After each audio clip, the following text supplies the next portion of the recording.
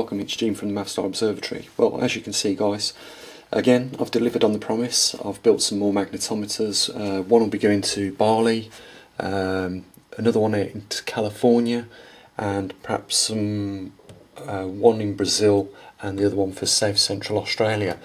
The two that go to Brazil and Australia will be accompanied with the muon detectors that we're building.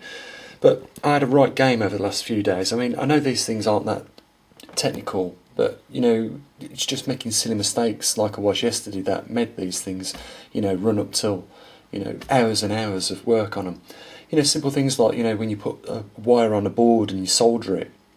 I don't think you can see in there, but there is, you know, a relative amount of wires connecting the magnetometers to the PCB board, and obviously you've got the shield that just drops on the top there. But the point is, you know, you miss off a little bit of heat shrink, and then you've got to unsolder the wire if you soldered the wires in the wrong place, and you know the thing don't work. And then even when I got all the soldering and the stuff that's on board, I mean it's LEDs, magnetometers and things like that, I had a problem then with the program for some reason.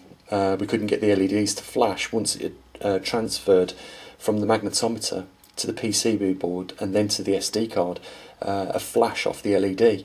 So, you know, another hour and a half spent just doing the program, and I'm just trying to give you an idea of what goes in to actually building these things. I know they're pretty simple and they look crude, I know that.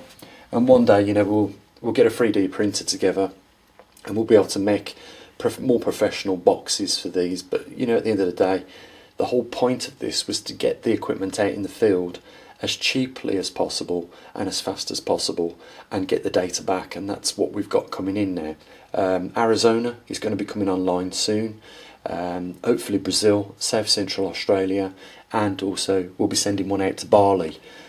So we're getting a little web now of magnetometers all over the world, and you know, with that data we can then start to make some assessments. But it's not just magnetometers that we're putting out. As you can see, I've now geared up to build up the next two muon detectors. Over here I've got the silicon photo multipliers, which is the most expensive part of the muon detector. The silicon photo multipliers go on there. It just gives you an idea of the size of the chip. That's state-of-the-art technology. You know, these photo multipliers are the biggest ones. You can see I've got the 635 STM TR1s. You know, this is the same equipment that NASA have got on their systems. You know, there isn't a more sophisticated silicon photo multiplier on the market. So this is, like I say guys, state-of-the-art technology, and the only reason we are able to do this is because, you know, I've got a little bit of skills that I can use, you know, to build these things. Otherwise you'd have to pay someone to design it for you. Then you'd have to pay for the PCBs. I mean, we've got nearly £400 worth of PCBs there. We've got enough to make another, you know, 15 or so of them. So we've got plenty of PCB boards. I haven't damaged any of them.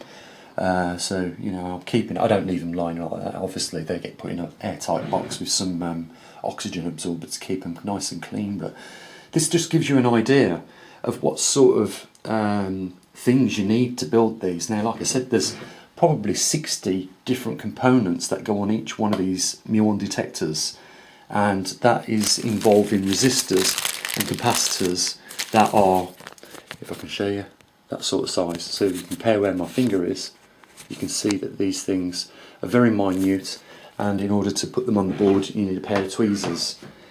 You know, I don't know why MIT came out and said you could build these for £100, a desktop muon detector, because you clearly can't.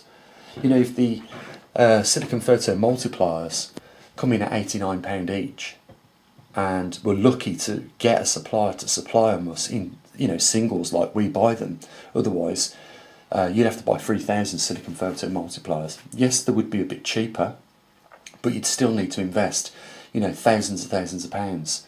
Again, it's like everything. You can't buy just one, and if you do buy one, then you're going to pay a lot more for it. You know, things always come in packs of 50s. You know, you can't just buy 4 standoffs at the time. You have to, you know, get loads of these. These standoffs, by the way, are what keeps the silicon photo multiplier above the PCB board. You know, it separates the two, and of course we've got the Cinculate crystal blocks that go over the SIPM, and you know, you have to do it properly, otherwise the thing don't work. I remember when I was building the first one, let me just take a seat. When I was building the first one of these muon detectors, I hadn't soldered just one of the legs on one of the very smallest components here. I'll just zoom in on it so I can show you just what sort of job we've got at hand. And it's the most, you know, these are the two first components that I put on the board, are the worst ones to do. And that's that one there with the 6 legs, very small. You can see the tip of the tweezers and how small those 6 legs are.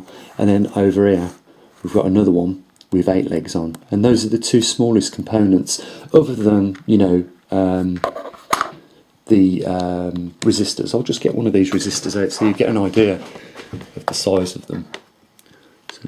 So you know, even to get them out the packing, you know, at the tub, we need a little pair of tweezers, and that's just one of them. And I'll just put it on the edge of the board so you can see how big it is, and I'll try and zoom in on it so you get an idea of what it is we're working with. Tiny, tiny, flea-sized resistors. And there's quite a few. Like I say, in total there's about 60 different components, including the micro Arduino, the silicon photon multiplier, the Cinculate box, LEDs, you know, special switches, and these are, you know, your jack plugs. That gets mounted somewhere around here on the board. LEDs, and then we've got over here, you know, the standoffs for the Cinculate block that gets soldered onto this region here. And then we've got the temperature chip that gets soldered, where is it? There. You can see there's the screen print on these boards are really good, because in a lot of the cases it tells you what's got to go where, and you can see it's written temp, and you've got a 3-pin temperature sensor there that gets soldered onto there. So yeah, so you know, we've got a bit of work cut out for ourselves over the next few days, putting these together. But I always come through for you guys. I always, when I make a promise, and I have made some promises that, you know, I've really shocked myself, you know, because I remember when I made that promise, let's build the TriMag, and it took nearly a year to learn how to program it and 2 years to develop it, and now we've got it. So, you know, I don't give up, and I'm really pleased, I've got to say that. I'm pleased that we're getting a bit of funding from a few people. I wish it was more, because, you know, it's the thing that slows us down and holds us back. But nevertheless, you know, we've got some real people that believe in what I'm doing here, and you know, they're behind me. And one of those people, and he deserves a special thanks for it, him and his partner, Doug and Jen. You know, without fail, every fortnight, you know, they make a contribution to this observatory, as well as a few others are starting to now. And you know, you can see that what we use the money for gets spent on it, and obviously we deliver it. That's the main thing at the end of the day. You know, we deliver. These things aren't cheap to build. The muon detectors are probably the dearest thing we've begun to build, and as you can see, there is packets and packets of resistors, and you know, capacitors, you name it. And of course there's time, and of course you need the skill to do it. And you know, that's really all there is to it, and a determination to succeed. You know, a couple of years ago we didn't have nothing, guys. We were just talking like a lot of other people do on YouTube. And today we got magnetometers in Southern California, Kentucky, Arizona. We're going to have magnetometers and muon detectors in Brazil and South Central Australia. We've got magnetometers in Perth, Australia, and on the other side of Australia, on the Gold Coast, we've got magnetometers. We've got magnetometer in Hong Kong, and we're going to have one in Bali as well. You know, we are covering the world from, you know, this little observatory, and we're smashing it, basically. I think we're doing an absolutely amazing job. We've just got to keep going, and, you know, I will, so long as I continue to get the support. So, you know, guys, you can see we deliver. And, you know, these things are going to be going out shortly.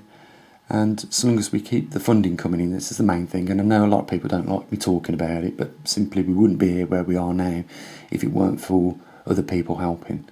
You know, there is a lot of hard work that gets put in at the observatory, and we are delivering results that the big organisations are not freely giving out, yet they're taking taxpayers' money and spending it on what they want and keeping the results. And I think it's a damn shame that that is the case. We're also seeing something which really, you know, I feel pained by it. You know, we're seeing science be manipulated by politicians now. And I don't think there's anything worse than that. You know, science is all about collecting the data honestly and reporting it to the public and informing people and teaching people and helping them learn, you know, new things. You know, if politicians get involved in science, they will ruin it and ruin its credibility if they haven't already damaged it with what they've done with the CO2. You know, we need to change the way things are going, because eventually we won't be able to trust anybody in this world. There will be no one that we'll be able to trust, because simply, if there's ever money involved in it, it will be corruption also following behind.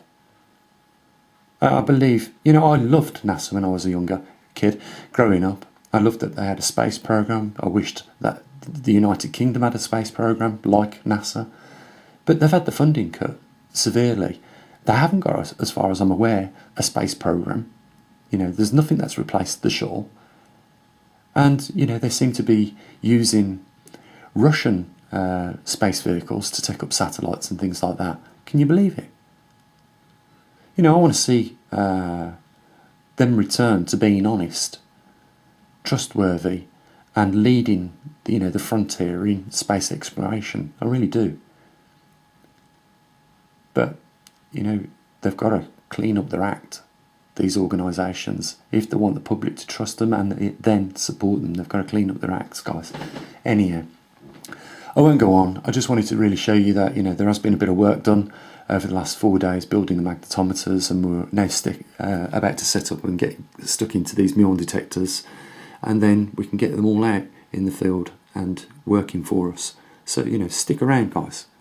And I'll say always, as I always do, you know, there's a link down there if you want to support us on Patreon or PayPal. You know, do so there. Don't leave it to everybody else. And there's only one other thing to say, guys. Have a great day. I'll catch up with you in the week at some point. And as always, bye for now.